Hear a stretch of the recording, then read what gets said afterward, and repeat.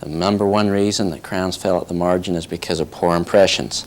Single most important reason that impressions fail is for poor tissue management to start with. When we go into that sulcus after we pull the cord, and as we circle around, we burnish that solution in against that cut connective tissue.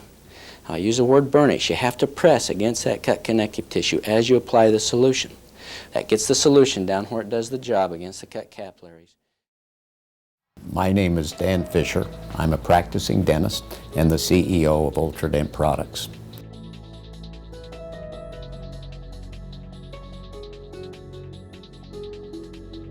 We're a company which manufactures cutting-edge materials that raise the bar, improving, enhancing the quality of dentistry.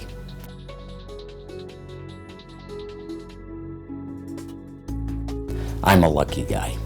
I was able to go to dental school in the 70s, down in Southern California nonetheless. In dental school, I developed a passion for full mouth reconstruction.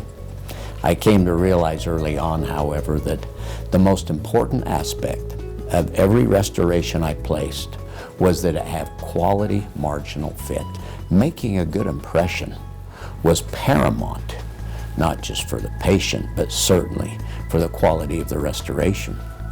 The number one challenge for making quality impressions was to adequately control the bleeding, to adequately displace the tissue, so to be able to deliver the impression material to the sulcus subgingivally and in controlled, predictable ways. Our only hemostatics at the time were epinephrine, aluminum chloride. These left a lot to be desired. They didn't give us profound hemostasis. We would be lifting our retraction cord from the sulcus. We thought we were okay. We'd already mixed our impression material. We'd start to deliver the impression material to the sulcus. It would trigger it to bleed. We'd be chasing the blood around the sulcus, trying to get the rubber to meet before the blood got there. Not predictable. We had impression materials that were totally adequate. They were accurate if used correctly. But our principal challenge was to be able to predictably control bleeding, displace tissue.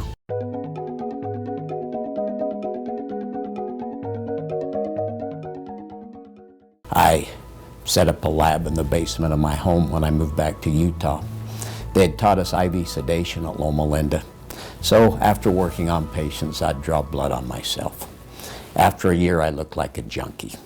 I discovered that the ferric ion would instantly coagulate blood. I quite liked it in the ferric sulfate format, as both of these ions were common to the body. One couldn't be allergic to them. I learned, however, that I needed this coagulation process to occur inside of the cut capillary openings, not just as gobs and blobs on the surface that when one would rinse it off, it would start to bleed again. But it was a mess. Having discovered that I needed to get this solution inside of the capillary openings, I came up with the infuser, a little device with a little brush padded end that attaches to a syringe. This enabled me to, for the first time, achieve profound hemostasis, predictably and quickly. I took these inventions to large dental companies. They couldn't see the value, or at least weren't willing to pay for the value. And on that note, I discovered that if dentists were to be able to realize the benefit of this technology, we would have to start our own company. Ultradent was built on the backs of family. The first product was made on the kitchen table. We ultimately converted a 40 by 60 metal hay barn by the side of the house to a facility that passed FDA inspection several times. It was on this foundation that Ultradent was built, that it grew. We had 95 people working at the house in the hay barn until 1991. In which time we moved to our now location. We've been most fortunate. We've grown significantly since then. We've invented, brought out many new technologies.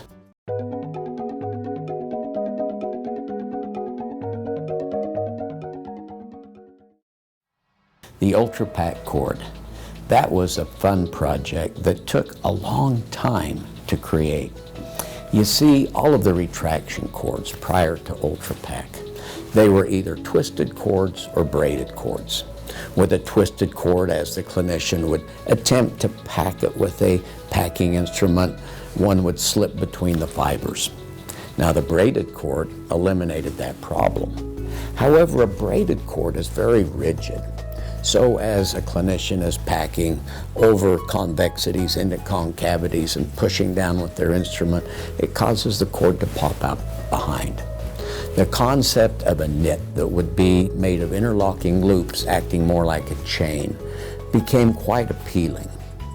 We ended up using little knitting needles used to make ladies' pantyhose. We knitted a tiny little cotton tube, a little cotton pantyhose, smallest knitted cotton cord in the world. It took us 9 months to knit the first 1 inch of the number 0 cord. We started with the number 0 because if you could only make large sizes and you couldn't make small sizes, so what? And to make a small size knit, that's a challenge. You're using little cotton fibers about the size of cotton webs, and you're taking them with needles and pulling loops through loops, which causes these fibers to break very easily. Today, we make a 000, the smallest knitted cord in the world, if you will.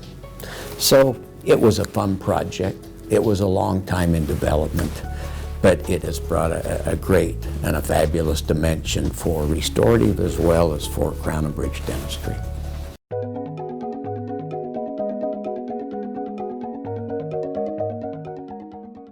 The initial goal was not just to make a viscous hemostatic. Our goal was to reduce the negative acid effects that ferric sulfate would have on mineralized dental tissues. You see, all of the mineral astringents, be they aluminum chloride, alum, aluminum sulfate, ferric sulfate, they're all a little bit acidic. We would attempt to buffer this solution to get it so it wasn't as acidic, but every time we buffered it, we would lose effectiveness. Via having that fumed silica in the formula, one could apply Viscostat to fresh cut dentin. And even after 12, 14 minutes, the smear plugs would still be intact in the dentinal tubules. Whereas if one put straight ferric sulfate on the tooth surface, within 30 seconds, you virtually etch the tooth. Now astringent in it had other ingredients that made it so that it wasn't as aggressive as straight ferric sulfate. But nevertheless, our next level of improvement came with Viscostat and the incorporation of fumed silica, making it one of the kindest hemostatics to be placed against mineralized tooth structure.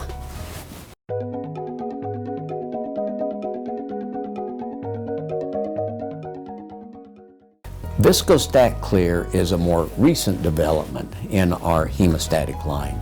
It came about on the heels of self-etching adhesives with a phosphoric acid etch, which is a tremendous cleaner. Any residual microscopic coagulum or otherwise is cleaned from the preparation. With the advent of the self-etch adhesives, which basically are no-wash adhesives, contamination can remain.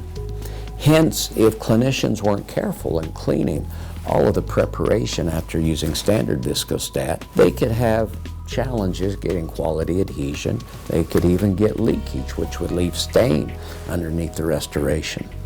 So, with a lot of prodding from a number of clinicians, including Dr. John Kanka and some others, we came up with Viscostat Clear.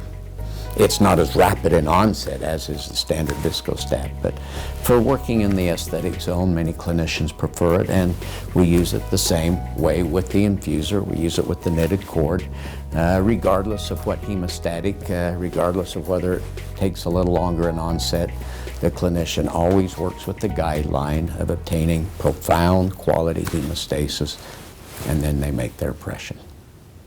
These are products that our company was founded on, that we became known for. They all were foundational products to perform quality operative dentistry, be it controlling bleeding, displacing tissues, quality etching, and the like. And hence, these are products that lap into many arenas in dentistry. They are not some procedure specific. They function with many procedures. So a number of reasons that they've been the mainstay. I believe Ultradent is unique as a company on a very fundamental principle, and that is that we work to maintain family values, but with a common goal. So with family values, we're driven to improve oral health globally, to improve one's health, to improve dentistry. We pride ourselves in creating new products and raising the bar and not being a Me Too company. So it's a juicy, rich environment to spend your day in.